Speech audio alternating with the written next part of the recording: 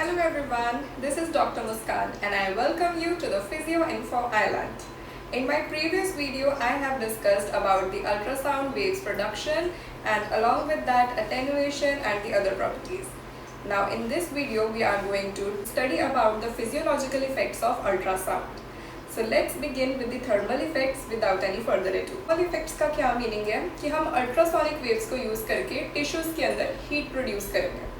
Okay, सो thermal effect कैसे produce हो जाता है?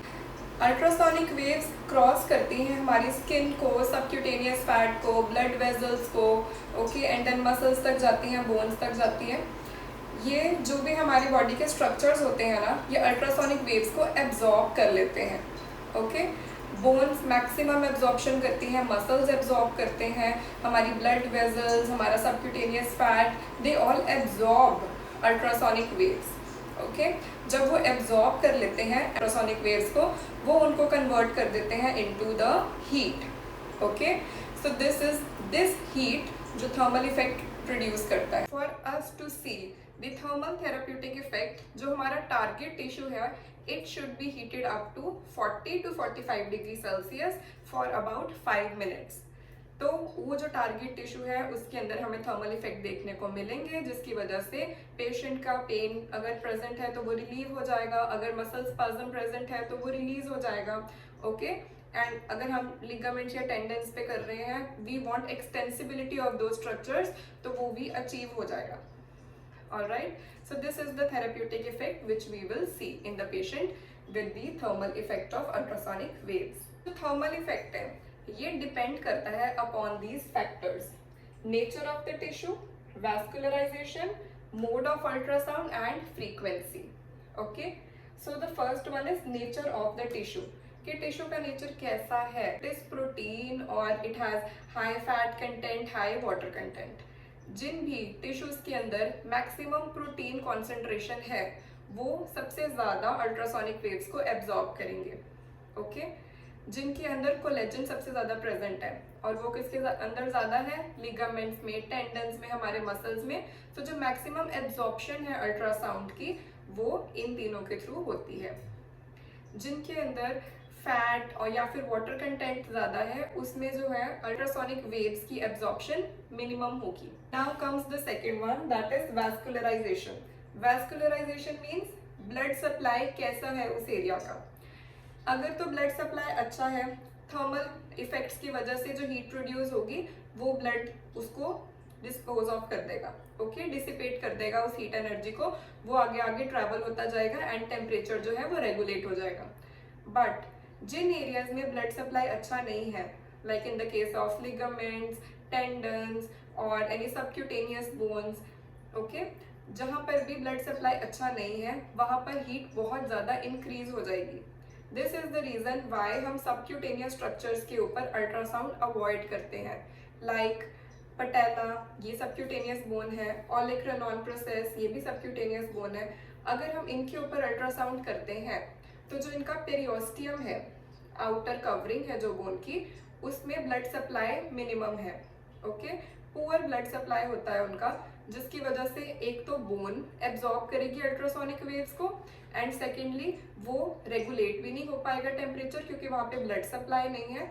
तो इस एरिया पे हॉट स्पॉट्स बन सकते हैं. मीन्स ये जो स्किन का एरिया होगा यहाँ पे, वो इन्फ्लेम्ड, इरिटेटेड हो जाएगा.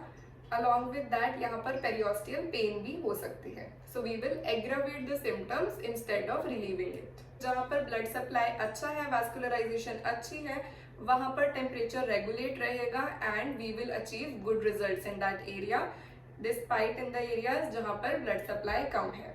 वहाँ पर थर्मल इफेक्ट्स बहुत ज़्यादा इंक्रीज हो जाएंगे और टेम्परेचर रेगुलेट नहीं हो पाएगा.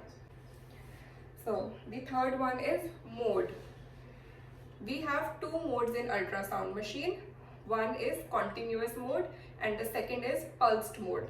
Okay, continuous mode में एक continuous pattern में ultrasonic की जो waves होती हैं वो work करती हैं, and in the pulsed mode वो pulsed space ratio की form में work करती हैं. Like कुछ टाइम के लिए उनकी waves आ रही हैं and then there is a period of rest. फिर कुछ टाइम के लिए आ रही है and then there is a period of rest. Okay, continuous mode जो है वो थर्मल इफेक्ट्स प्रोड्यूस करता है, एंड जो पल्स्ड मोड है वो हमारे बाकी के इफेक्ट्स जैसे कि mechanical and non thermal effects वो प्रोड्यूस करता है. So for producing the thermal effects we will go for the continuous mode. Now the fourth one is the frequency. जितनी ज़्यादा फ्रीक्वेंसी होगी उतनी ज़्यादा एब्जॉर्प्शन होगी. We have to therapeutic frequencies on which we work in ultrasound, 1 megahertz and 3 megahertz, right? 3 megahertz ज़्यादा है तो उसकी एब्जॉर्प्शन भी टिश्यूज के थ्रू ज़्यादा होगी, whereas 1 megahertz जो है वो फ्रीक्वेंसी कम है तो उसकी एब्जॉर्प्शन भी कम होगी. This is the main reason why 3 megahertz is more superficial and 1 megahertz penetrates deeper. Okay? क्योंकि 3 megahertz सुपरफिशियल लेवल्स पर ही एब्जॉर्ब हो जाएगा. ओके, स्किन है and then there is subcutaneous fat, then there is blood vessels, muscles, bones, वो सब absorb कर लेंगे superficially 3 megahertz frequency की वेव्स को. वेयरएज 1 मेगाहर्ट्ज की जो फ्रीक्वेंसी है वो इतनी ज़्यादा एब्जॉर्ब नहीं होगी, इसलिए वो डीपर पेनिट्रेट कर सकती है बियॉन्ड 2.5 सेंटीमीटर्स, एंड जो 3 मेगाहर्ट्ज है it will stay up to 2 centimeters.